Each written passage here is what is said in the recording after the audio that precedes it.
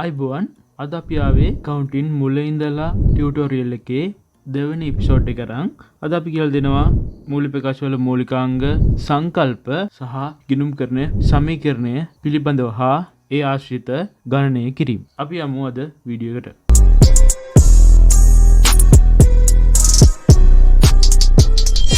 ඉස්සෙල්ලාම අපි බලමු මූල්‍ය ප්‍රකාශවල මූලිකාංග මොනවද කියලා. මූල්‍ය ප්‍රකාශවල මූලිකාංග වත්කම්, වගකීම්, හිමිකම්, ආදායම්, වියදම්. ගිණුම් කරන්නේ මුල ඉඳලා මේ මූලිකාංග නැත්තම් වත්කම්, වගකීම්, හිමිකම්, ආදායම්, වියදම් තමයි ගිණුම් කරන්නේ අවසන් වෙනකන් තියෙන්නේ. මූලික දැනුම මූලික අඩිතාලම දාගත්තොත් ගිණුම් කරන්නේ කියන්නේ අපහසු විෂයක්වත් අමාරු විෂයක්වත් නෙමෙයි. ඒක නිසා මේ එපිසෝඩ් මුල කියලා බලන්න නැතුව යන්න එපා. ගිණුම් කරන්නේ මුල හදාගත්තොත් ඔයාලට සමාගම් ගානක් ගේමක් නැතුව ගොඩ දා ගන්න පුළුවන්. අපි මේවා එකින් එකට හඳුනා ගනිමු. වත්කම්. අපි වත්කම් කියනකොට කියන්න පුළුවන් වත්කම් කියන්නේ අපිට අයිති දෙයක් කියලා. එහෙම අපි සරල අදහස් ගත්තොත් යම් යම් තැන්වලදී අපිට නිවැරදිව වත්කම හඳුනා ගැනීමට නොහැකි වෙනවා. ඒක නිසා මෙන්න මේ වගේ නිර්ණායක මත දීලා තියෙනවා වත්කමක් කියන්නේ මොකක්ද කියලා හඳුනා ගන්න. එතකොට අපිට වැරදින්නේ මේක වත්කමක් කියලා හරියට අඳුර ගන්න පුළුවන්. මේක වත්කමක් කියලා නිර්ණායක දීලා තියෙනවා ආයතනයේ අතීත සිදුවීමක ප්‍රතිඵලයක් වීම. අතීතයේදී සිදුවුණ දෙයක ප්‍රතිඵලයක් වෙන්න ඕනි වත්කමක්. අනාගතයේදී ආර්ථික වාසි ආයතනයට ලැබීම අපේක්ෂිතය. අනාගතයේදී ආයතනය නැත්නම් ව්‍යාපාරයට ආර්ථික වාසි ලැබෙනවා කියලා අපේක්ෂා කරනවා. තුන්වෙනි එක ආයතනය විසින් පාලනය කරනු ලබන සම්පතක් වීම. එම සම්පත ආයතනය විසින් පාලනය කරන්න ඕනේ. අපි ඒකට උදාහරණයක් ගමු. සරල උදාහරණයක්. අපි ගමු ඉඩම් ගොඩනැගිලි වත්කමක්. අපි බලනකොට ඉඩම් ගොඩනැගිලි ආයතන අතීත සිදුවීමක ප්‍රතිඵලයක්ද අතීතයේදී මුදල් දීලා ඒක අපි අත්පත් කරගන්න තියෙනවා.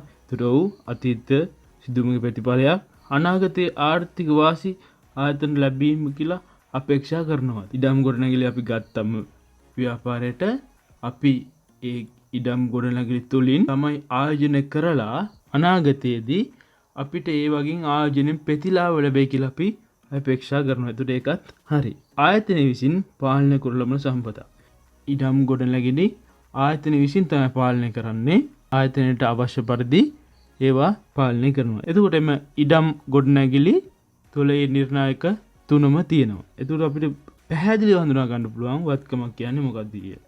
හරියට දැක්ක ගමන් මේක වත්කමක් මේක වගකීමක් කියලා හරියට කියන්න පුළුවන් වුණා නම් ඔයාලට ගණන් හදන එක පට්ටම ලේසි. ඊට පස්සේ අපි යන් වගකීම් වලට. වගකීම් වලත් ඒ වගේ නිර්ණායක තුනක් තියෙනවා. වගකීම් කියන්නේ අතීත සිදුවීමක ප්‍රතිඵලයක් වීම. උඩේකෙත් ඒක තිබ්බා. ඊට පස්සේ වර්තමාන බැඳීමක් තියෙනවා. අපිට වර්තමානයේ එක පිළිබඳ බැඳීමක් තියෙනවා. ඊට පස්සේ තියෙනවා පියවීමේදී ආර්ථිකමය වාසි සහිත සම්පත් ආයතනයෙන් ඉවතට ගලා යෑමේ අපේක්ෂිතය. අපි යෝග ගමු උදාහරණයකින් වගකීමක්. වගකීමක් කොහොමද සාමාන්‍ය මතක ණයක්. බැංකු ණයක් කරන් තිනු. බැංකු ණය. බැංකු ණයක් ගත්තම මේක අතීත සිදුවීමක ප්‍රතිඵලයක්. ඒ බැංකු ණය ගෙවන්න අපිට මේ වර්තමානයේදී බැඳීමක් තියෙනවා. ඒ බැංකු ණය පිළිබඳ අපිට බැඳීමක් තියෙනතර වර්තමාන බැඳීමක් වීම එකත් හරි. පියවීමේදී ආර්ථිකමය වාසි සහිත සම්පත් ආයතනයේ ඉවතට යලා යෑම. බැංකු ණය වගකීමක් ලෙස අපි ගත්තා. ඒක අපි පියවනකොට අපි මුදල් කියන සම්පත ආයතනයෙන් බැහැරව යනවා. නැත්තම් ආර්ථිකමය වාසිය ආයතනයේ ඉවතට ගලා යනවා ඒ බැංකු ණය පියවීමේදී. ඒතර ඒ උදාහරණය අපි ගත්ත බැංකු ණයත් මේ නිර්ණායක තුන ඇතුළත් වෙලා තියෙනවා. ඒකට අපිට බලන්න නිවැරදිව හඳුනා ගන්න පුළුවන්. ඊට පස්සේ එනවා ස්කන්ධය නැත්තම් ප්‍රාග්ධනය නැත්තම් හිමිකම්. ඒ තුනම කියන්න පුළුවන්. ඒක තියෙනවා ආයතනයක වගකීම් අඩු කළ පසු වත්කම් වලින් ඉතුරු වෙන ව්‍යාපාරයේ අයිතිකරුගේ හිමිකම වීම.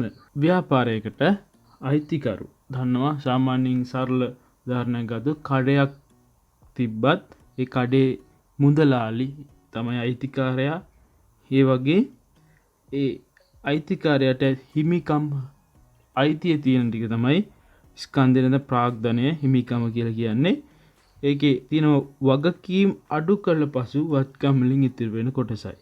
ඒක ඔයාලට හරියටම තේරෙයි වත්කම් ඉදුම් කරන සමීකරණයට ගියාට පස්සේ. ඒක මතක තියාගෙන ඉන්න. එතන ඉඳන් මම ආයි කියන්නම් කොහොමද වෙන්නේ කියලා. ඊට පස්සේ අපි යන් ආදායම් වල නිර්ණායක දෙකක් තියෙනවා. හිමිකමේ වැඩිවීමක් වන පරිදි ගලා ඒම්.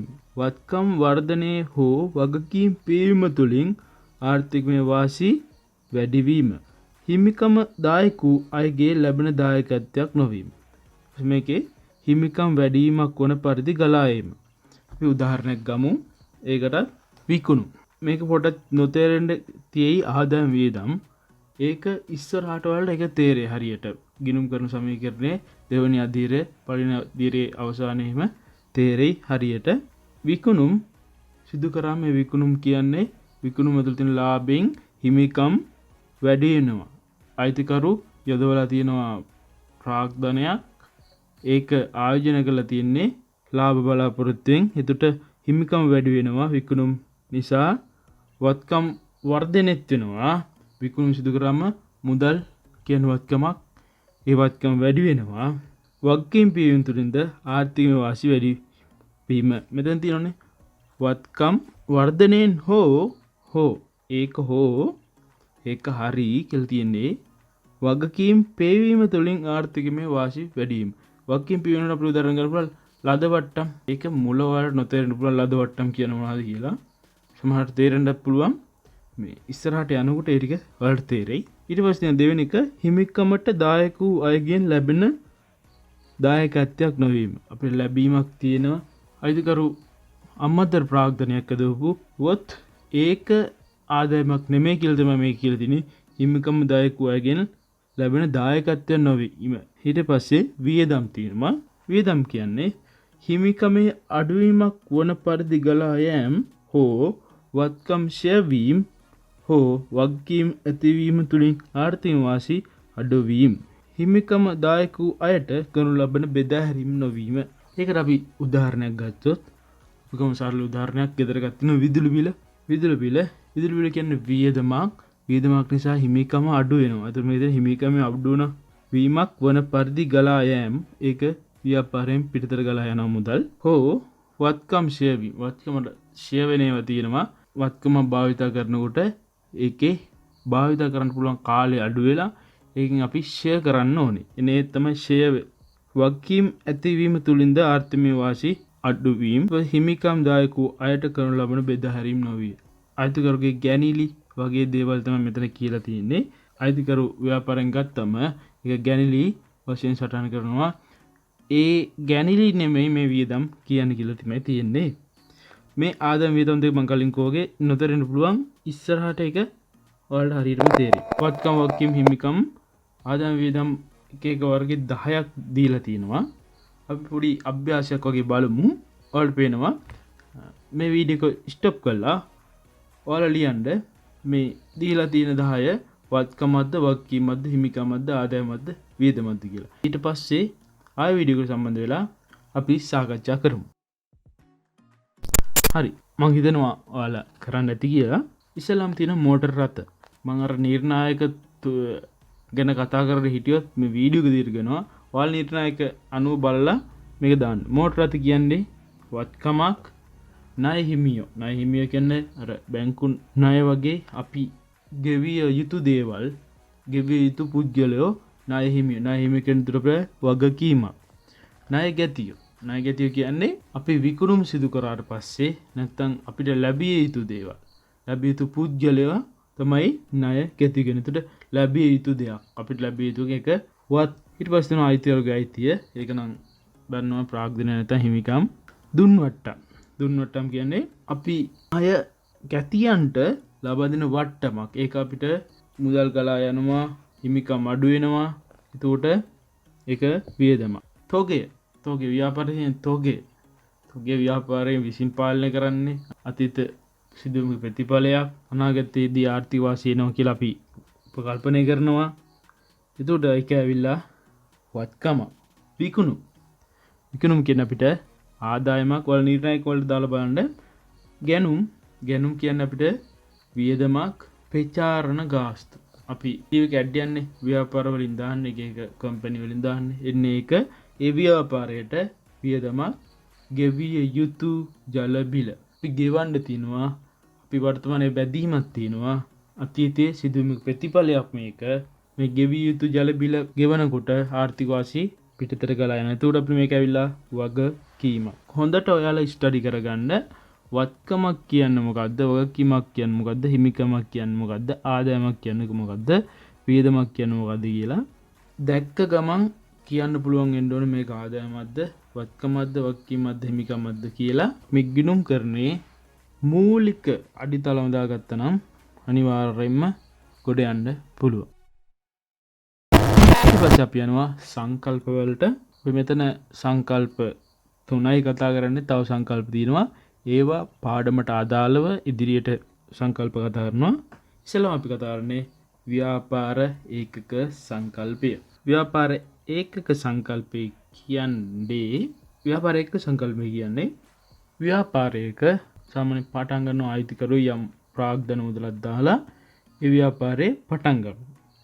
අපි ගිණුම් කරන ඇති ගිණුම් තියන්නේ ඒ වුණාට ඒ දෙකම එකයි. ව්‍යාපාරයට මුදල් දැම්මේ අයිතිකරු කියලා ඒ දෙකම එකට සම්බන්ධ කරන්නේ නැහැ. ගිණුම් තියන්නේ ව්‍යාපාරය කියන්නේ එකක්, අයිතිකරු කියන්නේ තවත් පාර. ව්‍යාපාරය කියන්නේ ව්‍යාපාරෙහි එහි අයිතිකරුගෙන් හා වෙනත් පාර්ශවයෙන් වෙන් වූ ස්වාධීන පැවැත්මක් තියෙනවා කියලා තමයි ව්‍යාපාරයක සංකල්පයෙන් පැහැදිලි කරන්නේ. ඒකට අපිට උදාහරණයක් ගත්තොත් ඒ ව්‍යාපාරයේ අයිතිකරු දෙන්නෙක් කියලා සැලකනවා කියලා උදාහරණයක් ගත්තොත් අපි සාමාන්‍යයෙන් ව්‍යාපාරයෙන් අයිතිකරු ගත්තොත් මුදල් යම් කිසි තෝගේම් බඩු හරි මොනවා හරි ගත්තොත් අපි ඒක ව්‍යාපාරය සටහන් කරනවා ගැනිලි වශයෙන්. ඒ වගේම අපි ප්‍රාග්ධනය අපි වෙනම සටහන් කරගෙන යනවා. අමතර ප්‍රාග්ධනයක් දැම්මත් ඒකත් වෙනම සටහන් කරගෙන යනවා. ඒකෙන් පැහැදිලිනවා අයිතිකරුත් ව්‍යාපාරයත් කියලා එකට සම්බන්ධයක් නැහැ. ඒක වෙනම තමයි ගිණුම් තියන්නේ කියලා. ඊට පස්සේ අපි යන් මූල්‍ය මිනුම් සංකල්පය. ගිණුම් කරනදී ව්‍යාපාරයේ මුදලින් අගය කළ හැකි සම්පත් පමණයි වාර්තා කරන්නේ. ඒක කියන මූල්‍ය මිනුම් සංකල්පය කියලා. මුදලින් අගය කළ නොහැකි සම්පතුත් තියෙනවා. ඒවත් තීරණ ගන්නට අවශ්‍ය වෙනවා. ඒත් අපි ගිණුම් කරනදී සටහන් කරන්නේ මුදලින් මැනිය හැකි සම්පත් තොරතුරු පමණයි. ඊට පස්සේ අපි යන් ද්විත්ව රූප සංකල්පය. මේක මෙතනට මම පොඩ්ඩක් කියලා දෙන්නම්. පස්සේ ඒ අදාළ පාඩමට එනකොට මේ සංකල්ප ගැන වැඩි විස්තර කියලා දෙන්න. ද්විත්ව රූප සංකල්පය කියන්නේ ව්‍යාපාර ගණදෙනුවක් ඇති වූ මොහොතේම ඇතිවන එකිනෙකට ප්‍රතිවිරුද්ධ ධන හා ඍණ බලපෑම් දෙකක් හරහා බැර වශයෙන් ද්විත්ව සටහන් තබා වාර්තා කළ යුතුය. ව්‍යාපාරයේ යම් කිසි ගණදෙනුවක් වුණාම ඒකේ අනිවාර්යයෙන්ම ප්‍රතිවිරුද්ධ කෙනෙකුට ප්‍රතිවිරුද්ධ ධන ඍණ අපි ඉස්සරහට හරහා බැර ද්විත්ව සටහන් ගැන කියලා දෙනවා. බලපෑමක් තියෙනවා. මම මේක මෙතනට නිකන් ගත්තේ ගිණුම් කරන සමීකරණයට පොඩ්ඩක් අවශ්‍ය වෙනවා. ගිණුම් කරන සමීකරණයට අවශ්‍ය වෙනවා ගණදෙනුවක පැති දෙකක් තියෙනවා කියලා. ඒක කියන තමයි මට අවශ්‍ය වුණේ. මම මේ සංකල්පය ගත්තේ ඒකට. මෙතනට ඉස්සරහට මම මේ සංකල්පයන කියලා දෙනවා.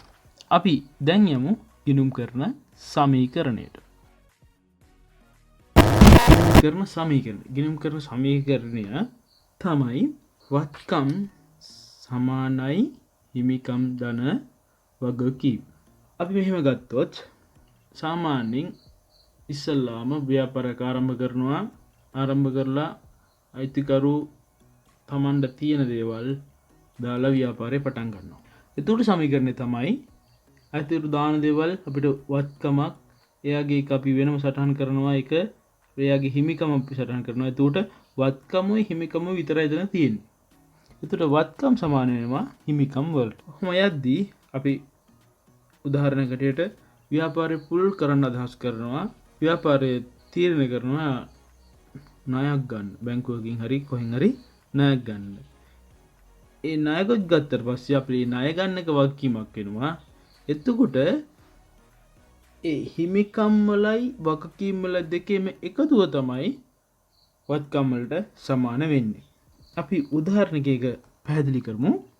අපි බලමු මේ උදාහරණයෙන්ම ඒක පැහැදිලි කරගන්න තව දුරට සංක සිල්වල කරගෙන යන ව්‍යාපාරයේකි ඔහු ව්‍යාපාර කටයුතු 2017 ජනවාරි 1 දින ආරම්භය මේ සඳහා ඔහු පිය උරුමයෙන් ලද ලක්ෂ 20ක වටිනා ගොඩනැගිල්ලක් ඔහු ඉතිරි කරගත් ලක්ෂ 10ක් යොදවන ලදී. ගිණුම් කරන සමීකරණයේ ලක්ෂ 20ක ගොඩනැගිල්ලක් ලක්ෂ 10ක් ඉතිරි කරගත් මුදල් ලක්ෂ 10ක් ව්‍යාපාරය දාලා ව්‍යාපාරය පටන් ගන්නවා. එතකොට ව්‍යාපාරයට දානවා ලක්ෂ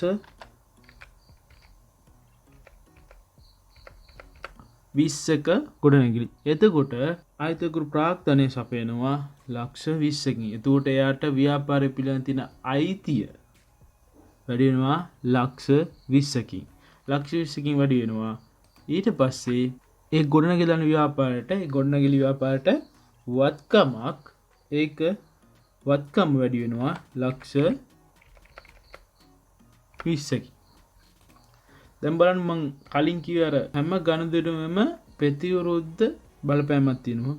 මෙහෙන් හිමිකම් වැඩි වුණා, මෙහෙන් වත්කම් වැඩි වුණා. මේ දෙකේ සාමාන්‍ය ගණදෙනුවක් සටහන් කරාම ගිණුම් කරන සමීකරණයට අනිවාර්යෙන් සමාන ලකුණු දෙපැත්තම සමාන වෙනවා. ඒතර ලක්ෂ 20යි ලක්ෂ 20යි. ඊට පස්සේ එයා ලක්ෂ 10ක් අතීතෙට මුදලුත් දාලා තින දුටත් හිමිකම් වැඩි වෙනවා ලක්ෂ 10කින්. එතකොට මුදල් වැඩි වෙනවා ලක්ෂ 10කින්. ඒතර වලට තේරෙනවා මෙතන තියෙන වත්කමුයි හිමිකමුයි විතරයි. ඒ කියන්නේ අයිතිකරු පැත්තක ඉන්නවා ව්‍යාපාරයේ වත්කම් පැත්තක තියෙනවා වගේ තියෙන්නේ. මේකෙත් බලන්න දෙපැත්තම සමාන වුණා. ඊට පස්සේ මේක තියෙනවා ව්‍යාපාර කටයුතු පුළුල් කිරීම සඳහා ලක්ෂ 40ක් බැංකු ණයක් ලබාගත් අතර කළමනාකරන උපාධි සහිත සේවකයෙකු බඳවා ගන්න ලදී. මේකේ තියෙනවා ලක්ෂ 40ක් ව්‍යාපාරයේ බැංකු ණයක් ගන්න තියෙනවා. බැංකු ණයක් ගත්තම තමයි අපිට අර වගකීම් කියන එක මේ සමීකරණයට ඇඩ් වෙන්නේ. එතකොට අපි දානවා හිමිකම් ධන වගකීම. ඒතර වත්කම් සමානයි හිමිකම් ධන වගකීම. ඒක තමයි ගිණුම් කරන සමීකරණය. ගිණුම් බාහිර අයට වගකීමක් නැත්නම් ගිණුම් කරන සමීකරණය වත්කම් සමානයි හිමිකම්. ඒක තමයි කියන්න ඕනේ. එතකොට ලක්ෂ 40ක බැංකු ණයක් ගත්තම ගමන බැංකු ණය කියන්නේ වගකීමක්. ඒතර ලක්ෂ 40කින් බැංකු ණය වැඩි වෙනවා. බැංකු ණය මුදල් අපිට ව්‍යාපාර ලැබෙනවා.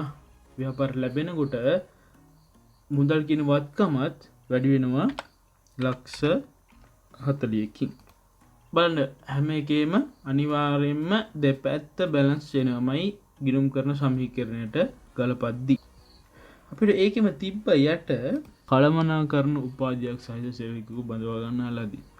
ඔතන තියෙන්නේ මූල්‍ය මිනිමුම් සංකල්පය. මොකද මේ කළමනාකරන උපාධියක් සහිත සේවකයෙකු බඳවා ගන්නලාදී කියන එක මුදලින් මනින්න බෑ. අපි ඒවා සටහන් කරන්නේ නැහැ. ඒත් තමයි මූල්‍ය මිනිමුම් සංකල්ප. ඒක තමයි ඔතන දීලා තියෙන්නේ. ඊට පස්සේ අපි යම් ගිණුම් කරන සමීකරණ කොහොමද ගලපන්නේ කියලා. හරි. අපි මෙන්න මේ උදාහරණයෙන් ගිණුම් කරන සමීකරණයට ආරම්භයක් ගමු. ඒතර තේරෙයි අපි කොහොමද මේ ගිණුම් කරන සමීකරණයට ගලපන්නේ කියලා.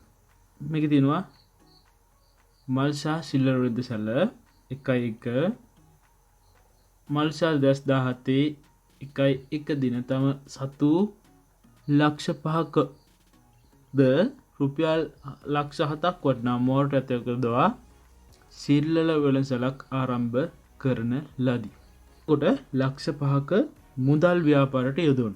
අපි ඒක සරණ කරමු ඉස්සෙල්ලාම.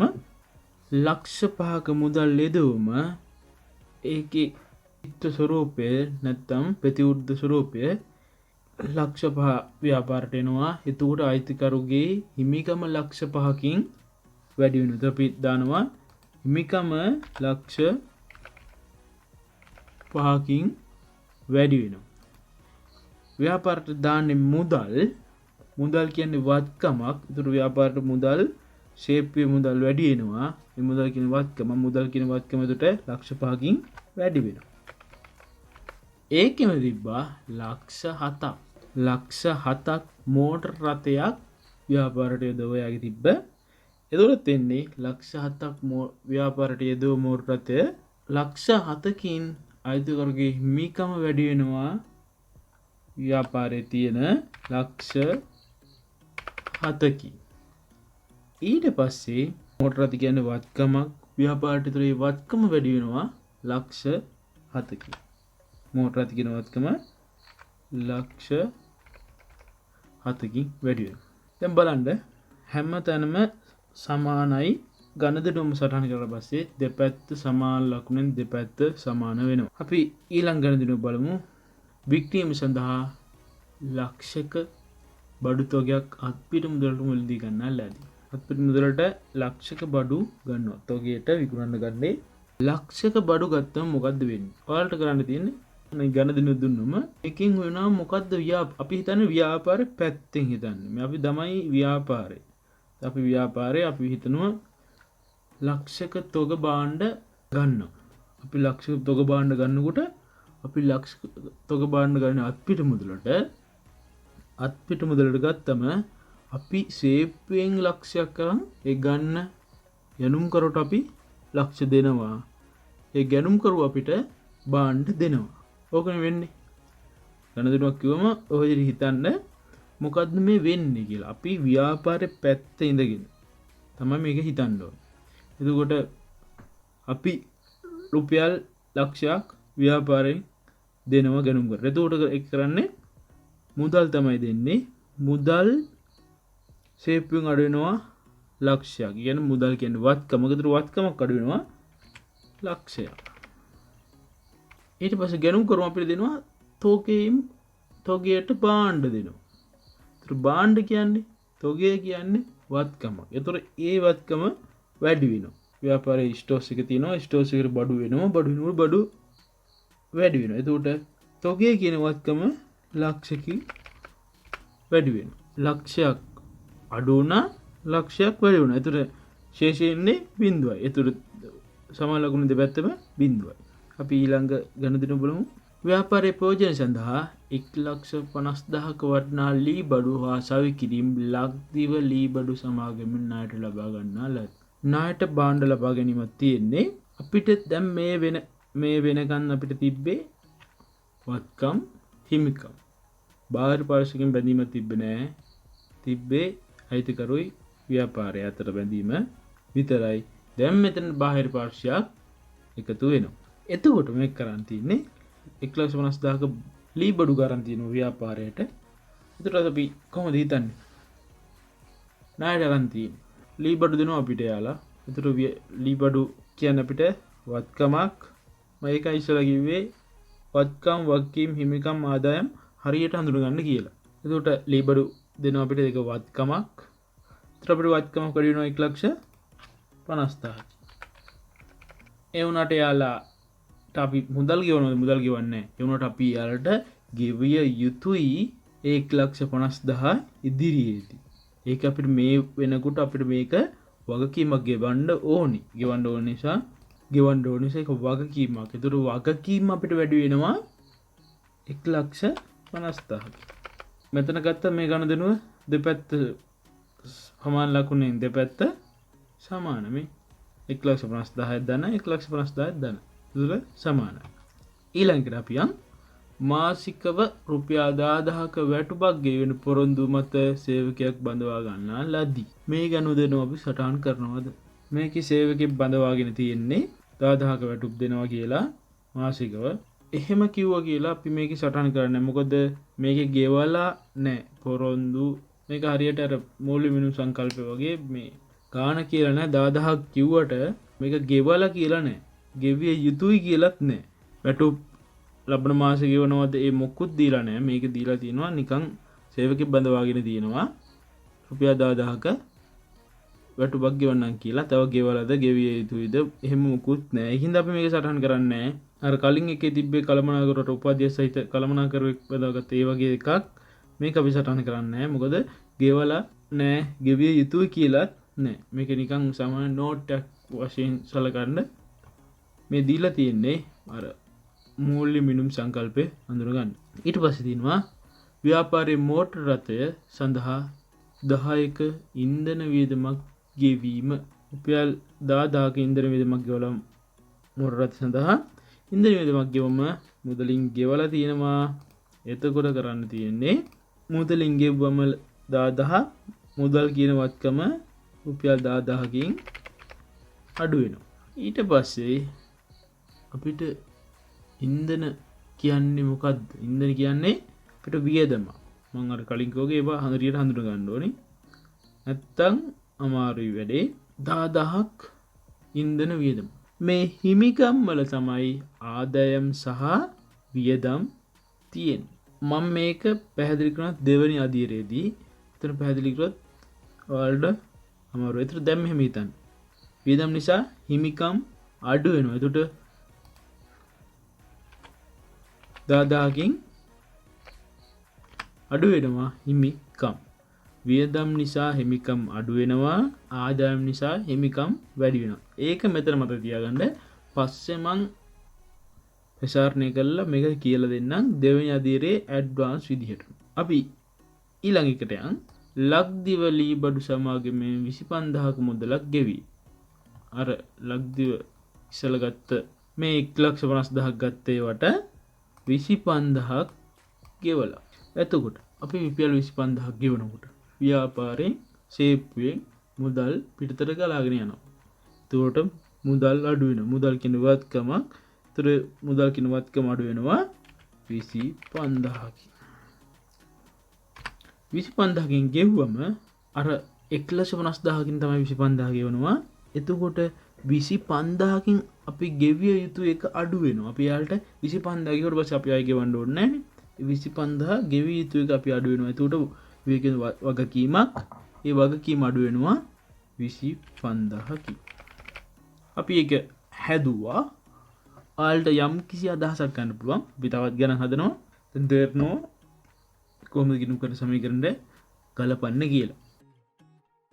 අපි ඊළඟට යන් අපි තවත් ගණනක් හදන්නේ මේකේ තුෂාන්ගේ ව්‍යාපාර 2017 ජනවාරි 1 දිනට ගිණුම් කරන ශේෂය පහත දක්වලා දිනවා. ශේෂ ටික දීලා තියෙනවා අර අපි කලින් කතා කරේ ඒ වර්ෂයේ ආරම්භ කරපු ව්‍යාපාරය. මේක ආරම්භ කළ තියෙන ව්‍යාපාරයක ගණන් කරලා තියෙන්නේ මේ දින ඉඩම් ගොඩනැගිලි 4000යි බස් රථය 2000යි මුදල් 500යි බැංකු ණය 1500යි. මේක ඕනනම් වෙන වෙනම 4000යි 2000යි 500යි ශේෂ ටික අපි දා ගන්න පුළුවන් ඕනනම්. නැත්නම් අපිට එකටම දාන්න පුළුවන් මෙහෙම 4000යි 2000යි 500යි. නැත්නම් අපිට වෙන වෙනම දාන්නත් පුළුවන්. මේ ඔක්කොම වත්කම් නිසා වුණා මම එකට දාන්නත් පුළුවන් උඩට. නැත්නම් අපිට මෙහෙම එකතුව දාන්නත් පුළුවන්. මේ වත්කම් වල එකතුව දාන්නත් පුළුවන් 6500යි කියලා. ඊට පස්සේ ගිණුම් කරන සමීකරණයකට දාන්න තියෙන්නේ. ඊට පස්සේ තියෙන බැංකු ණය දීලා තිබ්බා 1500. බැංකු ණය කියන වගකීමක් අපි ඒකේ ශේෂය දාගන්නවා 1500. දැන් බලන්න හිමිකම් නැහැනේ. මේකේ තියෙන්නේ හිමිකම් හොයාගන්න. සමීකරණයක O level ගණන් වලින් දන්නවා අර උක්ත කරන්න. ඒ වගේ තමයි මේක දුක්ත කරන්න තියෙන්නේ. දැන් අපිට මේක ඕනේ හිමිකම් තනි කරගන්න. ඒතර කරනවා අපි වගකීම් එහා පැත්තට කියනවා. ඒතර වගකීම් ධන තියෙන්නේ. වගකීම් එහා පැත්තට ගියාට පස්සේ ඍණ මෙතර වත්කම් වලින් අඩු කරන්න ඕනේ වගකීම්. එතකොට 6500න් අඩු කරනවා 1500ක්. එතකොට අපිට උත්තරේ 5000ක් හැටියට 5000 තමයි හිමිකම්. මේ සමීකරණ මෙහෙමම නෙමෙයි. ඕක ඕන විදිහට දෙන්න පුළුවන්. තියෙන උක්ත කිරීම තියෙන්නේ. අපි ගණන් වලට ඉගෙන ගත්තේ ඒ උක්ත කිරීම තමයි තියෙන්නේ. අපිට හිමිකම් තනි කරලා අපි ඒක හිමිකම් එක පැත්තකට දානවා. ඊට පස්සේ එනවා වත්කම් එක පැත්තක තියෙනවා. එතකොට වගකීම් මෙහා පැත්තට ගෙනිච්චම මේ ගානේ වගේ මේ ධන තියෙන්නේ සමාන ලකුණේ එහා පැත්තට ගියාම ඍණ වෙනවා. වත්කම් ඍණ වගකීම් සමානයි හිමිකම්. ඒ විදිහට ඕන විදිහකට හදා ගන්න පුළුවන් සමීකරණේ උක්ත කරලා. ඒක මතක තියාගන්න. ඊට පස්සේ තියෙනවා ඝන දිනු ටිකක් දීලා තිනවා. ජනවාරි මාසයේ පළමු සතියේ ගණන් පහත දැක්කේ 10 ශලෙන් දීලා තියෙන ඔක්කොම රුපියල් 50ක මුදල් ගෙවා තොගේ ගැනීම. අත්පිරිම මුදලට තොගේ අරන් තියෙන රුපියල් 50ක් ගෙවලා එතකොට අපි අර උඩ ගන්න තිබ්බ එකේ එතකොට මොකද්ද වෙන්නේ? අත්පිරිම මුදලට තොග ගන්නවා. අත්පිරිම මුදල ගන්නකොට මුදල් දෙනවා තොගේ ගන්න. ඒතර මුදල් කියන වත්කමක් අඩු වෙනවා රුපියල් 50කින්. මුදල් කියන වත්කම 50කින් අඩු වෙනවා. තොගේ අපිට තොගේ ලැබෙනවා. එතකොට තොගේ කියන්නේ වත්කමක් වැඩි වෙනවා 50කින්. ඊට ඊළඟට යම් බැංකු ණයෙන් කොටසක් පියවීම සඳහා 500ක් දුන්නා. බැංකු ණයෙන් කොටසක් දෙන්න අපි 500ක් දුන්නාට පස්සේ 500 දෙන මුදල් වලින් මුදල් කියන්නේ වත්කම අඩු වෙනවා 500කින්. ඊට පස්සේ අර මේ තියෙන අපි 1500 ඒකෙන් 500ක් ගෙවන්න කියලා තියෙන්නේ. ඒතර අර බැංකු ණයෙන් අපි ගෙවන්න ඕනේ ඒක අඩු වෙනවා. ඒ කියන්නේ ගෙවිය යුතු එක අඩු වෙනවා. ඒක වගකීමක් අඩු වෙන 1500. ඊළඟට දිනවල ගියුම් රුපියල් 250ක බඩු තොගයක් චතුරගෙන් ණයට ගත්තා. රුපියල් 250ක බඩු චතුරගෙන් අරන් ණයට. ඒ කියන්නේ අපි පාණ්ඩ ගන්න කෙනෙක් කියලා හිතන්න. බඩු තොගයක් කරන් තියෙන්නේ. තොගයට අරන් තියෙන්නේ 250ක් තොගයට. බාණ්ඩ අපිට ලැබෙනවා 250ක්. බාණ්ඩ කියන්නේ නැත්නම් තොගේ කියන්නේ වත්කමක් වැඩි වෙනවා 250ක්. ඊට පස්සේ අපි මුදල් අපි ගෙවන්නේ ඒක ණයට තමයි ගන්නෙ.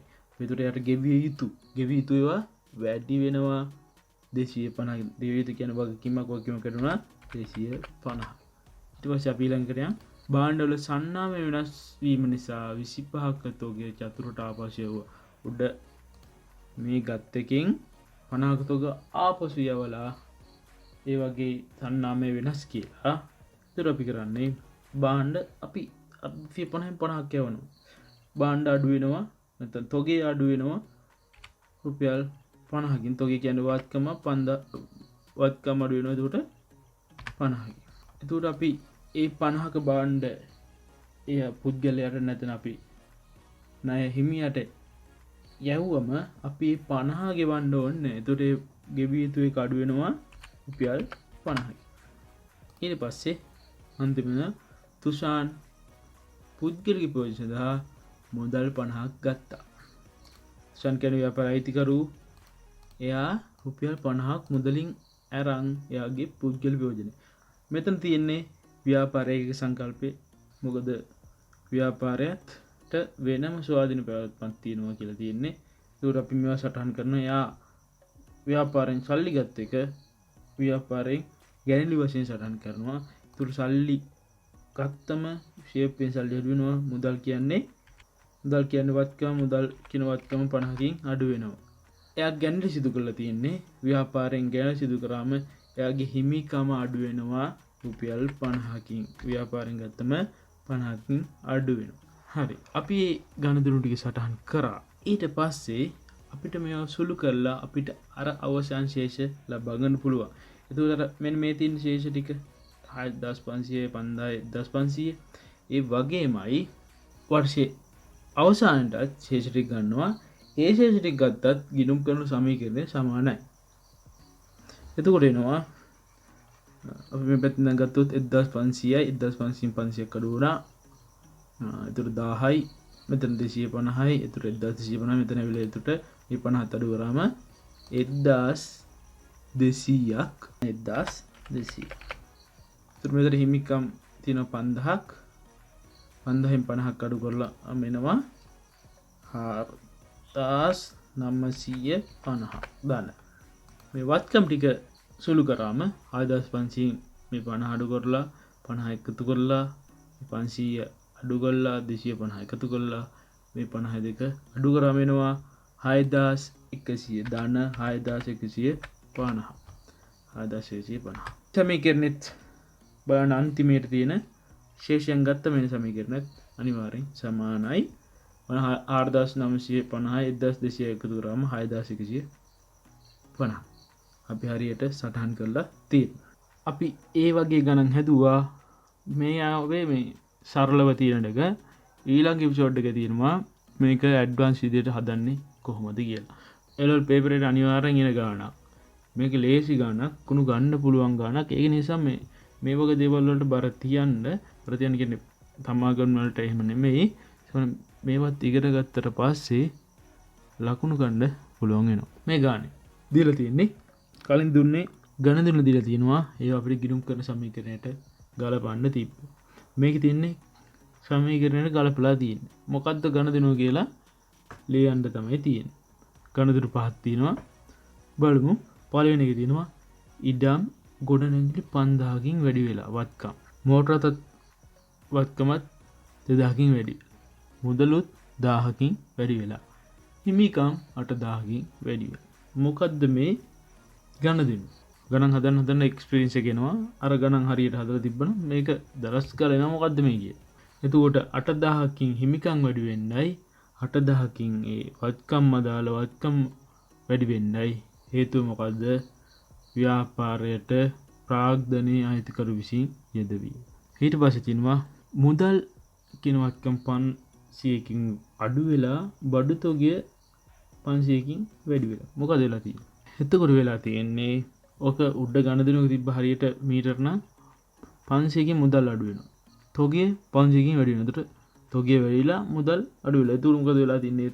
අත්පිට මුදලට තොගය අරන් තියෙනවා ව්‍යාපාරයට. ඊට පස්සේ තියෙනවා කාර්යාල උපකරණ වැඩි වෙලා 300කින් මුදල් අඩු වෙලා 300. එතකොට මොකද වෙලා තියෙන්නේ? කාර්යාල උපකරණ වැඩි වෙනවා රුපියල් 300කින් මුදල් කියන එක අඩු වෙලා 300කින්. එතකොට අපිට ගණනුන කියන්න පුළුවන් මොකද්ද? කාර්යාල උපකරණ පිළදී ගැනීමක්.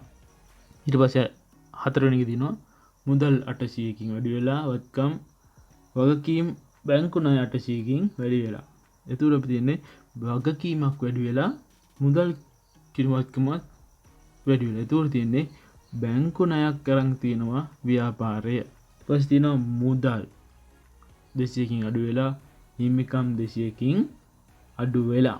මෙතන දෙන්න පුළුවන් දෙකක් දෙන්න පුළුවන්. මේක හිමිකම් කියලා දීලා තියෙන නිසා මේක ගැනිලි වශයෙන් සටහන් කරන්න පුළුවන්. ගැනිලි වශයෙන් අපි හිමිකම් කියලා දීලා තිබ්බ නැත්නම් ඔක වියදමක් වශයෙන් සටහන් කරන්න පුළුවන්.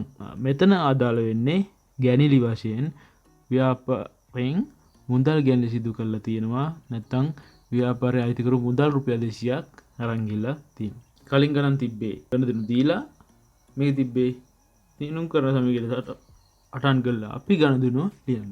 මේ විදිහටත් එනවා පේපර් එකට. ඒකින්ද මේ පොඩ්ඩක් බලන්න මේවා ගැන. අපි යන් තවත් MCQ ප්‍රශ්න ටිකකට. ප්‍රශ්න 4ක් තියෙනවා.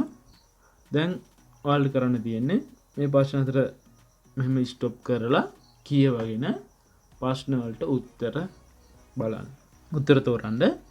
ඒකොල්ලා ආයේ නැවත වීඩියෝ එක සම්බන්ධ වෙන්න. ඊට පස්සේ මම මේකේ පැහැදිලි කිරීම සිදු කරන්නම්. අපි පටන් ගමු. පළවෙනි ප්‍රශ්නේ තියෙනවා. පහත ගණදෙනු අතරින් ව්‍යාපාරයේ හිමිකමට බලපාන ගණදෙනු පමණක් ඇතුළත් පිළිතුරු තෝරන්න. අශාන් මුදලින් පළවෙනි එක අශාන් මුදලින් 1500ක් යොදා ව්‍යාපාරය ආරම්භය හිමිකමට බලපාන ගණදෙනු පමණක් ඇතුළත් පිළිතුරු තෝරන්න කියලා තියෙන්නේ. 1500ක ව්‍යාපාරයට යොදවලා ඒක හිමිකමට බලපාන විදිහ හිමිකම් වැඩි වෙනවා. අශාන්ට පිය උරුමෙන් 1000ක් වඩනා ගොඩනැගිලි ව්‍යාපාර කටයුතු දීපෙන. ඒකත් අශාන් 1000ක වඩනා ගොඩනැගිලි ව්‍යාපාරයට යොදලා. ඒකට ව්‍යාපාරයේ තියෙන අයිතිය වැඩි වෙන රුපියල් 1000කින් හිමිකම් වැඩි වෙනවා. ඒකත් හිමිකම් වලට පමණක් ගන්න දෙනවා. ඊට පස්සේ තියෙනවා ව්‍යාපාරික කටයුතු සඳහා 800 මෝටර රථයක් මිලදී ගන්න ලැසි. 800 මෝටර රථ බෙදගන්න ඒකේ වෙන්නේ 800 මෝටර රථයක් විතර මිලදී ගත්තාම වෙන්නේ මුදල් අඩු වෙනවා 800කින් මෝටර රථ වැඩි වෙනවා 800කින් කියන වත්කම් අඩු වැඩි වෙනවා. එතන ව්‍යාපාර ප්‍රයෝජන පිණිස 100ක කාර්යාල උපකරණ ණයට මිලදී ගත්තා. ඒතර ණයට මිලදී ගත්තම ණය කියන්නේ වගකීම වැඩි වෙනවා 100කින් උපකරණ ව්‍යාපාර ලැබෙනවා. ඒක වත්කම් වැඩි වෙනවා 100කින්. ඊපස්සේ තියෙනවා 5 නැවත විකිණීම සඳහා රුපියල් 40000ක භාණ්ඩු තොගයක් අත්පිට මිලදී ගත්තා. තොග අපි සටහන් කරලා මතකනේ අත්පිට මිලදී ගැනීම. ඒකෙන් වෙන්නේ මුදල් අඩු වෙනවා තොගය වැඩි වෙනවා වත්කම් අඩු වැඩි වීම වෙන්නේ. ඒකට අපි උත්තරේ හැටියට ගන්න පුළුවන් පළවෙනි උත්තරේ දෙවෙනි උත්තරේ එකත් හරි දෙකත් හරි. දෙවෙනි MCQ එක එකේ තියෙනවා පහත ගණදෙනු අතුරින් හිමිකම් හා වත්කම් අඩුවීමට බලපාන ගණදෙනු කුමක්? හිමිකම් සහ වගකීම් අඩුවීම බලපාන ගණදෙන. බලමු. බැංකු ණය 200ක් ණයක් ගැනීම. බැංකු ණය ගත්තම මොකද වෙන්නේ? 200ක් වගකීම් වැඩි වෙනවා. 200ක් මුදල් කියන වත්කම වැඩි වෙනවා. එතන ඒක නෙමෙයි. දෙවෙනි උත්තරේ දෙනවා රුපියල් 50ක් තොගත් පිටුමුදලට ගැනීම. තොගතම දන්නවා මුදල් කියන වත්කම අඩු වෙනවා. රුපියල් 50කින් තොගේ කියන වත්කම වැඩි වෙනවා 50කින්. ඒකත් නෙමෙයි. ඒතකොට ඊළඟ දිනවා ආයතකරු භාණ්ඩ ගැන සිදු කරලා තියෙනවා. එතකොට භාණ්ඩ ගැන සිදු කරාම භාණ්ඩ අඩු වෙනවා තොගෙන්. එතකොට තොගේ කියන්නේ වත්කම අඩු වෙනවා 10කින්. හිමිකම් ගැනීම සිදු කරලා තියෙන්නේ. එතකොට හිමිකම් අඩු වෙනවා 10කින්. එතකොට හරි හිමිකම් සහ වත්කම් අඩු වෙන එක තමයි තුන්වෙනි උත්තරේ. ඊළඟ එක අපි බලමු. බැංකුවෙන් ගත් ණය මුදලින් 30000ක් ගෙව්වා. 30000ක් ගෙවුවම මුදල් අඩු වෙනවා. මුදල් කියන වත්කම අඩු වෙනවා 30000කින්. ගෙවිය යුතු එක අඩු වෙනවා. ඒ කියන්නේ වගකීම් අඩු වෙනවා 30000කින්. 4000ක භාණ්ඩ ණයට මිලදී ගැනීම. ණයට මිලදී ගත්තම භාණ්ඩ තොගයට ලැබෙනවා. ඒතර තොගේ කියන වත්කම වැඩි වෙනවා 40000කින්. වගකීම් වැඩි වෙනවා. ඒක ණයට ගත්ත නිසා 40000. ඒකට උත්තරය වෙලතර තුන්වෙනි උත්තරේ.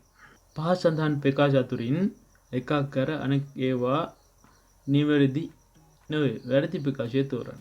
අයිතිකරු හැර වෙනත් බාහිර පාර්ශ්වයක් ව්‍යාපාර සම්පත් සඳහා දායකත්වයක් නොමැති විට ඉගෙනුම් කරන සමීකරණයේ වත්කම් සමාන හිමිකම්. හරි නේද? අපි උඩ කියලා දුන්නානේ. ඒක උඩ හරි. ව්‍යාපාරයට එහි අයිතිකරු හා ඔහුගෙන් අයත් වෙනත් ව්‍යාපාරවල වෙනත් වූ ස්වාධීන පැවැත්මක් ඇත. ඒකත් හරි.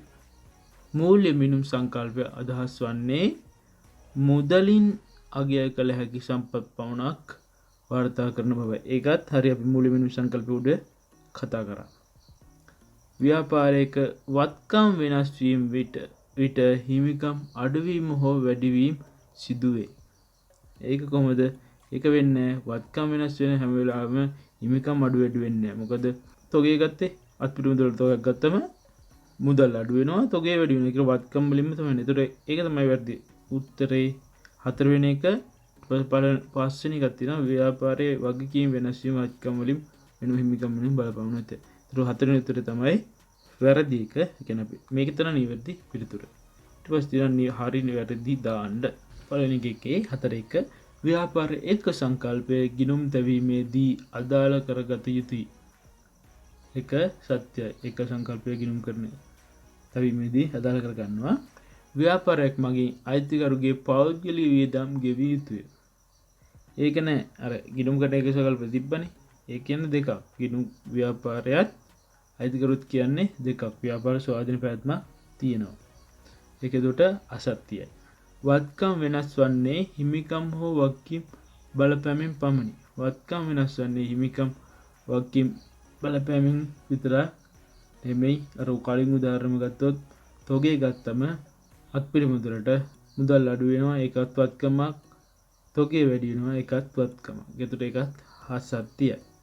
හතරවෙනි එක අයිතිකරුට මූලිකව යොදන ප්‍රාග්ධන අමතරව පසුව ප්‍රාග්ධන යෙදීම නොහැකි. ඒක වැරදි. එයාට ඕන වෙලාවක ප්‍රාග්ධනය සපයන්න පුළුවන් ව්‍යාපාරයට. අමතර ප්‍රාග්ධනයේ වශයෙන්. ඒතර ඒකත් අසත්‍ය ප්‍රකාශයක්. ඊට පස්සේ දිනවා අයිතිකරුවෙකු ව්‍යාපාර කිහිපයක් ඇති විට එම සියල්ලම එකම ව්‍යාපාරයක් ලෙස සලකාගෙන තිබීම සුසිය. ඒක අසත්‍යයි. එහෙම කරන්න බෑ. ව්‍යාපාරයත් අයිතිකරුත් කියන්නේ දෙකක්. ව්‍යාපාරයට තනි ස්වාධීන පැවැත්මක් තියෙනවා. ඒක නිසා ඒ ප්‍රකාශයත් අසත්‍යයි. හරි. අදට මම මේ වීඩියෝෙන් කතා කරන්න මෙච්චරයි. ඊළඟ වීඩියෝ එකකින්දී ගිණුම් කරන්නේ සංකල්පය මීට වඩා වැඩිදුර අධ්‍යයනය කිරීමත් මීට වඩා බරපතල ගණන් හදන්නත් ගිණුම් කරන සමීකරණ කොහොමද ලාභය ගන්නේ අලාභය ගන්නේ ආදායම් ප්‍රකාශයේ මූල්‍ය තත්ත්ව ප්‍රකාශය හදන්න කොහොමද ගිණුම් කරන සමීකරණ තුලින් කියලා දෙනවා ඊළඟ එපිසෝඩ් එකකින්. වීඩියෝ එකේ හොඳයිද නැද්ද කොහොමද අනිවාර්යෙන් කමෙන්ට් කරන්න. සබ්ස්ක්‍රයිබ් කරලා නැත්නම් දැන්ම සබ්ස්ක්‍රයිබ් කරන්න. බෙල් අයිකන් එක ක්ලික් කරොත් මම වීඩියෝ එකක් දාපු ගමන් ඔයාලට නොටිෆිකේෂන් එකක් එනවා. වැදගත් කියලා මේ වීඩියෝ එක හිතනවා නම් තවත් යාළුවෙක්ට බලන්න, තවත් එක්කෙනෙක්ට ඉගෙන ගන්න මේ වීඩියෝ එක ෂෙයා කරන්න අමතක කරන්න එපා. ලයික් එකක් දාන්න. හොඳයි නම් අපි තවත් අලුත් පාඩමකින් හමු වෙමු.